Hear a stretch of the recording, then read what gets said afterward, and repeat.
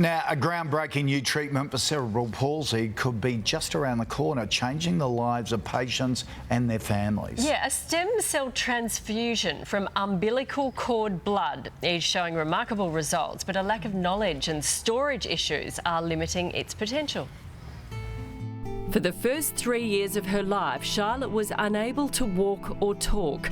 She was born with an undiagnosed syndrome causing complications, including cerebral palsy, epilepsy, white matter on her brain, and a hole in her heart, leaving her unresponsive and reliant on a feeding tube. Basically, the prognosis was very, very grim. Less than 10% chance of survival was basically what we were told, and afterwards we were actually told that it was quite optimistic to even give us any chance at all. But a chance encounter with a mum in a waiting room would change the family's life forever. She said, my daughter's actually got cerebral palsy, and we conceived this baby because we'd heard of this trial where you can actually potentially use sibling cord blood as long as it's a full match and have it transfused into the child with cerebral palsy. Charlotte went on to have the treatment and showed signs of improvement almost immediately. All of a sudden she went from, sort of rolling to sit up to crawling to cruising around furniture and walking. It was just absolutely incredible seeing her make these enormous leaps in such a short space of time. She can now dress herself, name her family, and has learnt to run, thriving with the help of her family, especially her older brother and best friend Josh. At 14, he's a young carer and is even hosting a TED Talk about having a sibling with special needs. She has been able to actually help me grow mechanisms of coping. Without Charlotte, I don't think I would be qualified or know what to say. I would just say you should really put an effort into actually try and think the best of any situation. While Charlotte was lucky she was able to have the transfusion from her younger sister Emma, most umbilical cord blood isn't stored unless specified by the family. Most people throw the umbilical cord blood away, but actually it's possible to donate it or to store it, and that's a really important thing that we can do to help people with brain injury. Cord blood transfusions are currently available as an option for some cancers. And while trials for people like Charlotte are showing positive results, more cord blood samples are needed to keep research going. We've finished phase 1, we've finished phase 2. There's a big need for a phase 3 trial in Australia, and we need these samples to make that possible. I think this is a treatment that's just a short way around the corner.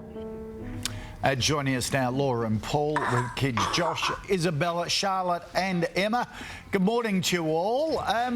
Laura, this is just fascinating. What was life like for you as a family before you heard of this trial? It was really, really challenging, to be honest.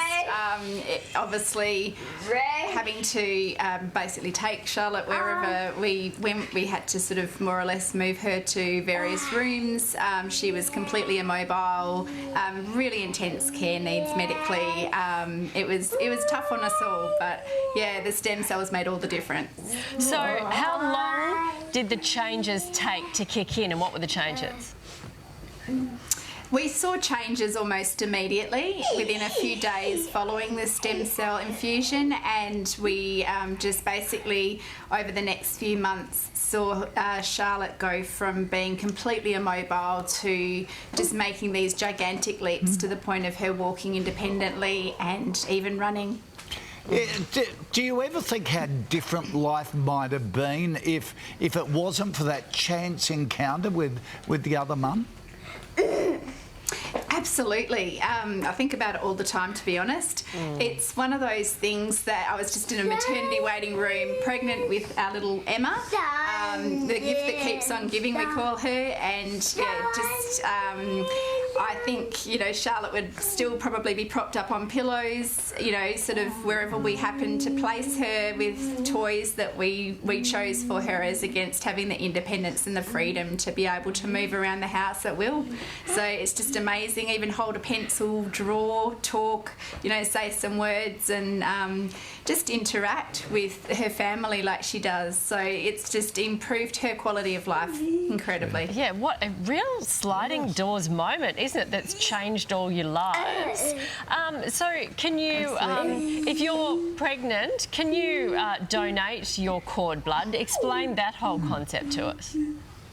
Yeah, so if you're pregnant and you have a little one who has cerebral palsy, you can opt through Cellcare to store your baby's stem cells.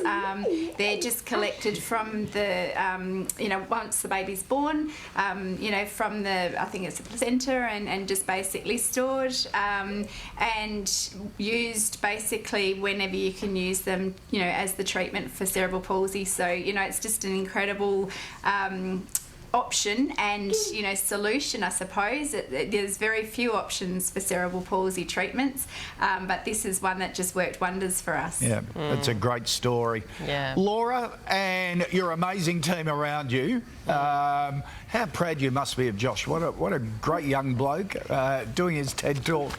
Yeah. Thank you for joining us. Thank you so much. Yeah, well done. Gosh, beautiful family. Great story, isn't it?